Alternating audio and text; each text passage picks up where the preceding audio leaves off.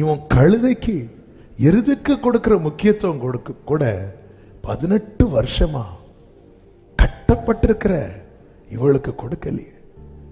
நமக்கு ஒண்ணு இல்லை, நம்மளால நீ ஒன்னும் இல்லைன்னு வரும்போது மற்ற வீட்டில் வளர்க்கிற மிருகங்களுக்கு கொடுக்கிற முக்கியத்துவம் கூட மனுஷங்களை கொடுக்க மாட்டான். ஆமென், ஹல்லேலூயா. பிள்ளை சாப்பிட்டாளா இல்லையான்னு கேட்க மாட்டாங்க. ஆனா வீட்டில் இருக்கிற நாய்க்கு 4 வேளை சாப்பாடு வைப்பாங்க. ஆமென். இது கதையா கேட்கிறவங்களுக்கு சிரிப்பு, ஆனா இந்த பாதையில பயணிக்கிறவர்களுக்கு அழுக. சிலெல்லாம் தங்கள் வீட்டில் வளர்க்குற நாய்க்கு ஒரு நாளைக்கு 1000கணக்கு செலவழிப்பாங்க. மற்ற மிருகங்களுக்கு என்ன அதுக்கெல்லாம். ஆனா பிள்ளை சாப்பிட்டானா? சகோதரனுக்கு ஒடுக்க வஸ்திரம் இருக்காங்க. ஆண்டவர் பார்த்து மாயக்காரன் என்றார். உன் சமூகத்தில் தானே இருக்கிறான், இங்கே தானே உன் பக்கத்தில் தானே இருக்கிற, நீ தானப்பா நடத்துற. 18 வருஷமா. ஆமே, சாத்தான் 18 வருஷமா 16ல கட்டி இருந்த அடுத்த வார்த்தை தான் ஆபிரகாமின் குமாரத்தி ஆகிய இவளை. சர்ச்சில் லீடரை பார்த்து சொல்றாரு, நீ மட்டும் இல்ல ஆபிரகாமின் சந்ததி. இதோ எவ்வளவு நிமிர முடியாம ஒரு ஓரத்தில் உட்கார்ந்து இருக்கிறார். அவனும் அவளும் ஆபிரகாமின். ஓய்வு நாளில் இந்த கட்டிலிருந்து அவிழ்த்து விட. அப்போ ஆண்டவர் செய்தது வேண்டாததை அல்ல, வேண்டியதை.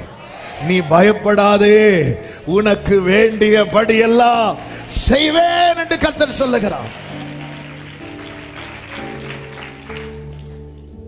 என்னுடைய கேள்வி, யாராவது அவளை கை வச்சிருப்பாங்களா இதுவரை? இல்ல. ஏன்னா அவளை பார்த்தாலே முதல்ல என்னதான் தெரியும்?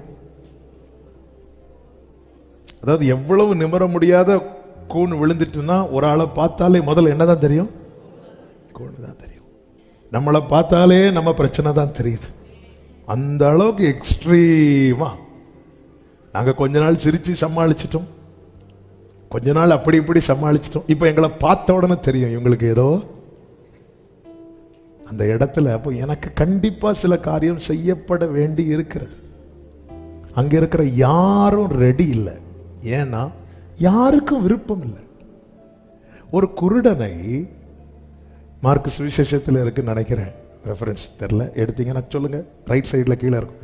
ஒரு கிராம மக்கள் கையை பிடிச்சு கூட்டிட்டு வருவாங்க அவனை இயேசு கிட்ட. கூட்டிட்டு வந்து இவனுக்கு என்ன செய்யுங்க? சுகத்தை கொடுங்க. 8:23 மார்க் 8:23 வாசிங்க. அவர் குருடனுடைய கையை பிடித்து, அதுக்கு முந்தின வசனம் 22. பின்பு அவர் பெத்சாய்தா ஊருக்கு வந்தார். அப்பொழுது ஒரு குருடனை அவரிடத்தில் கொண்டு வந்தார்கள். போதும். அவனை தொடும்படி இந்த கூனியாகிய ஸ்திரியை யார் இயேசுட்ட கொண்டு வந்தா? யாராவது ரிக்வெஸ்ட் பண்ணாங்களா? உனக்காக ஜெபிக்கிறதுக்கு ஒருத்தரும் இல்லைன்னாலும் உன் பிரச்சனைய அவர் பாப்பார். 18 வருஷம் அந்த சர்ச்சில் இருக்கிறான். யாராவது ஒரு ஆள் எழும்பி ஒரு திமிர்வாத காரணம் 4 பேர் தூக்கி கொண்டு வச்சாங்க. ஆமே, சில நேரத்தில் சிலருடைய புலம்பலை கடைசியில் தூக்குறதுக்கு கூட 4 பேர்.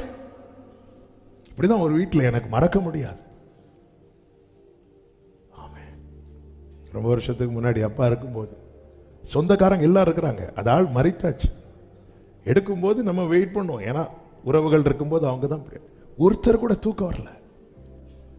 உடனே நம்முடைய சகோதரர்கள் தான் போய் நின்று தூக்குறதுக்கு கூட. 18 வருஷம் இருக்கிற இயேசு செய்த அற்புதம், அவருடைய கீர்த்தி தேசம் எங்கும் பரம்பிட்டு இருக்கு. அவன் ஜெபாலய தலைவனும் சொல்லல, கூட ஆராதிக்கிற விசுவாசியும் சொல்லல.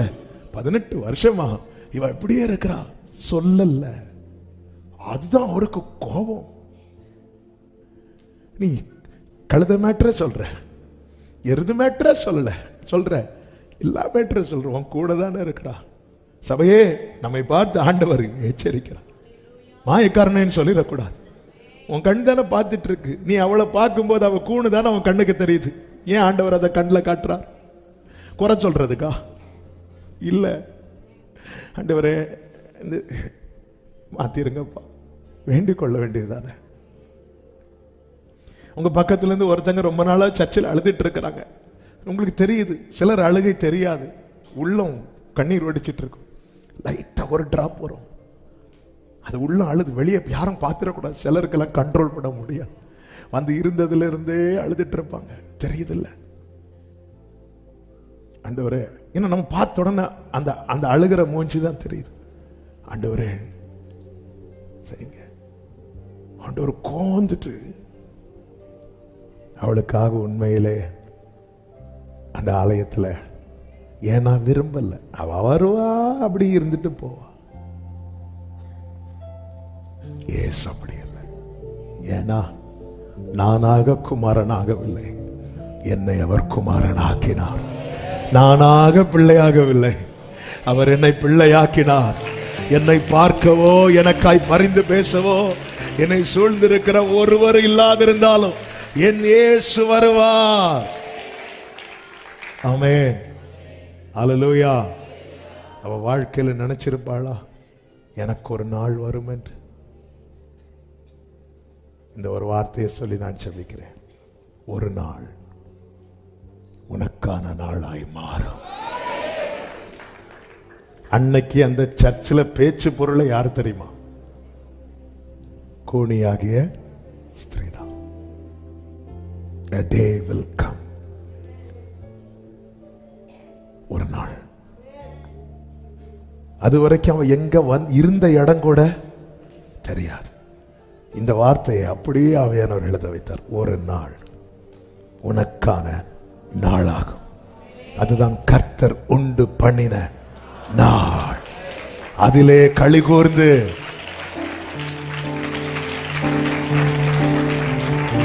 அந்த டேல 3 காரியம் நடக்குது.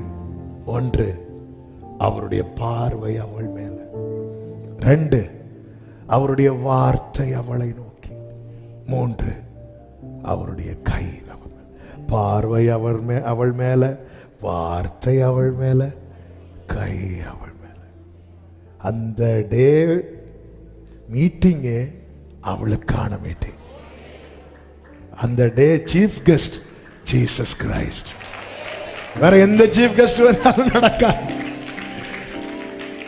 ஒரு நாள், வலது கையை உயர்த்தி சொல்லுங்க, ஒரு நாள் எனக்கான நாளாகும். ஒரு நாள் எனக்கான நாளாகும். மனசுல சொல்லிட்டே இருப்பாங்க. ஏன்னா நான் எங்க இருக்கிறேன்னு தெரியுமா? அவர் வாசற்படியில்.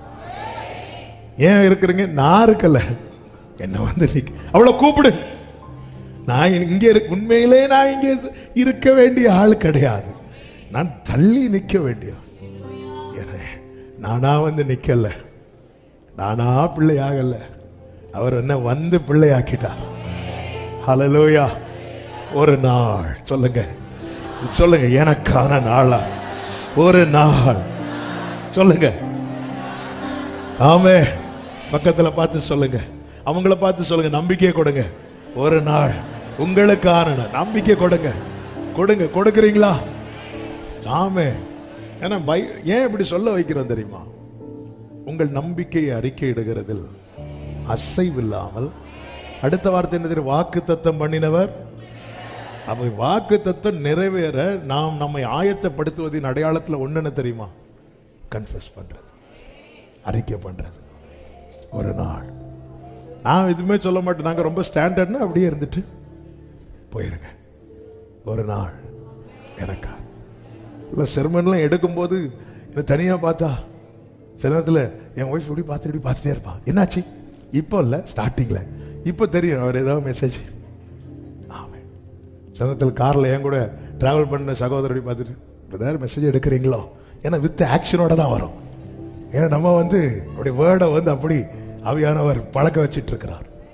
ஒரு நாள் எனக்கு ஒரு நாளா ஆண்டவர் சுதந்திரிக்க வைக்கிறார். ஹல்லேலூயா. வார்த்தைக்கு மேல நான் இருக்கக்கூடாது, வார்த்தை என் மேல இருக்கணும். வசனம் பரம்பி மேற்கொள்ளட்டும். ஆமென் சொல்லுங்க பார்க்கலாம். ஒரு நாள் அது வரைக்கும் நீங்க இருக்கிற இடம் தெரியாது, அதுக்கப்புறம் நீங்க இருந்த இடம் பேசப்படும். அந்த சிஸ்டர் என் பக்கத்துல தான் இருப்பாங்க, அந்த பிரதர் என் பக்கத்துல தான். ஒரு நாள் வரும், நிச்சயமாக முடிவு உண்டு. அன்னைக்கு அவருடைய பார்வை எங்க இருக்கும்? இப்பதான் சொல்லி தந்துட்டு இருக்கிறேன், விடக்கூடாது. பக்கத்துல பார்த்து என் மேலதான் இருக்கும். இப்போ பார்த்து சொல்றீங்க. ஃபர்ஸ்ட் ஒரு நாள் உனக்கான நாள், அது சொல்ல மாட்டோம். பார்வை யார் மேல இருக்கும்? வார்த்தை யார் மேல இருக்கும்? கரம் யார் மேல இருக்கும்? நான் நிமிர்ந்து தேவனை மகிமைப்படுத்துவேன்.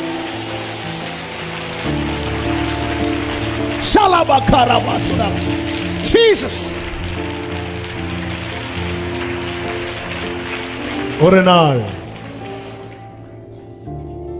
நாளுக்கு கொடுக்கிற முக்கியத்துவம் உங்களுக்கு கொடுக்கலையா? மற்ற மிருகங்களுக்கு மற்ற பொருட்களுக்கு கொடுக்கிற முக்கியத்துவம் கூட கொடுக்கலையா? அவர் சொல்றார், இவளும்